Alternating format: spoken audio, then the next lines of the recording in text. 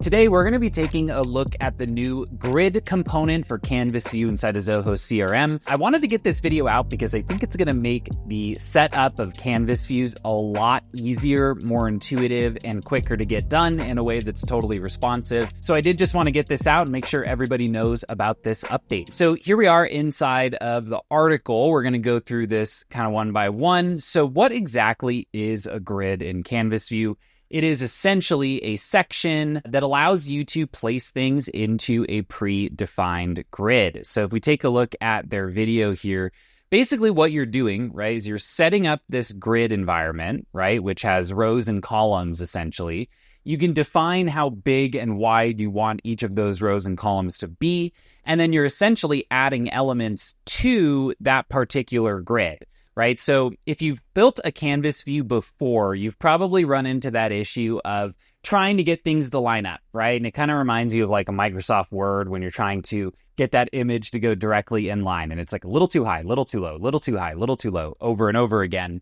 The goal here with the grid, right, is this ability, again, if we kind of take a look at this, to place these different blocks, right, kind of like their image and name, the notes section, the open calls, open meetings, into defined grid components where we know exactly how wide they're going to be, exactly how tall they're going to be without having to kind of guess and check looking at that builder. The other thing that's important to note with these is the ability to create essentially breakpoints that help with screen sizing. So this is kind of like your, containers or divs in HTML, where those who have set up a Canvas view in the past, you probably know, or you've probably gotten feedback from your team, that it's going to look a little different on different people's screens, right? So I'll commonly use the example of like myself, Josh at Zenatta, and Brett at Zenatta.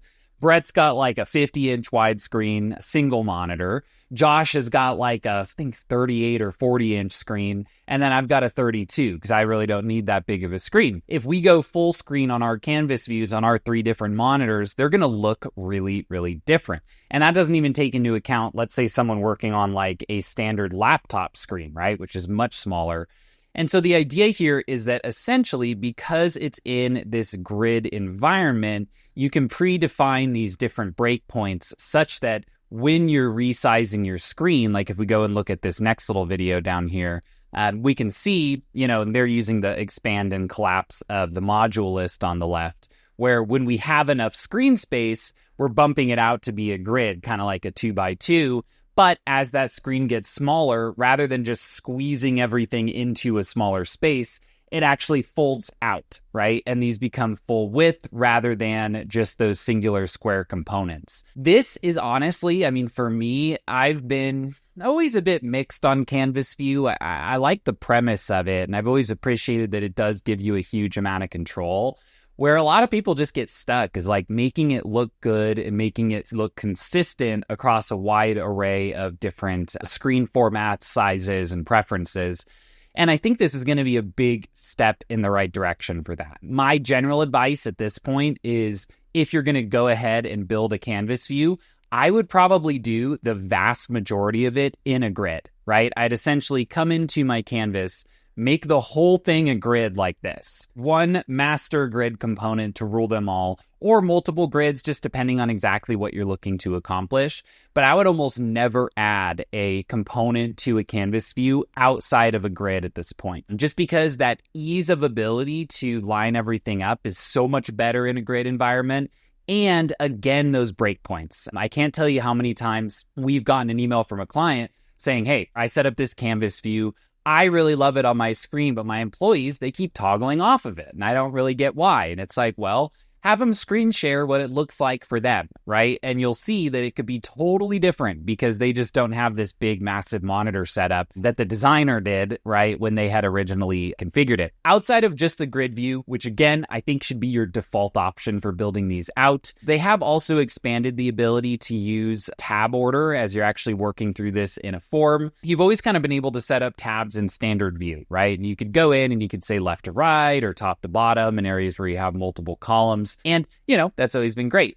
What they've done here inside of the Canvas view is they've added what they're calling a tab focus direction.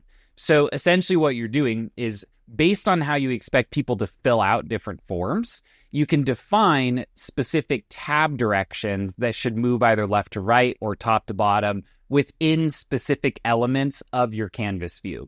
So it's always been one of those usability things that has just worked a little bit better in that standard view. But now within the new kind of tab order here, we can actually go in and provide those specific directions, right? If you don't provide a direction, it's going to go based on like best guess or like your default browser settings. But once you've actually set up that order, now I can define that tab is going to go exactly how I want it to as I'm going through and defining my fields and filling out a form. Especially useful on record creation. If you're in an environment where like you're never creating records manually, let's say everything originates from a form, you've probably never even bumped into this. But we do have a lot of scenarios where things are entered manually. And maybe it's not a lead in particular. Maybe you have some type of module about a case or an escalation, right? And those do get added manually by like a manager or, by the user who was originally raised to you such that it can then trigger certain automations. And, the ability to come in kind of section by section here and define how I want those tabs to go makes life a whole lot easier, right? So at the end of the day, not everybody prefers the tabs, but a lot of people that spend time manually entering things very likely do, right? And so being able to come in, select a specific section of my Canvas view, ideally that's been arranged within my grid environment, and then define the tab order for that in particular, I think is going to make a lot of those people who are manually entering records much happier, right? We kind of have a new process where certain types of inbound come into us via email, like stuff that maybe somebody filled out a form on the Zoho website looking for a partner. And so I haven't set up a parser yet. I do actually enter things manually, and I had to go in and adjust some of our tab settings because, historically, all of our leads were always just created by a form submission, basically never entered manually. I just never bothered to set it the way that I want it.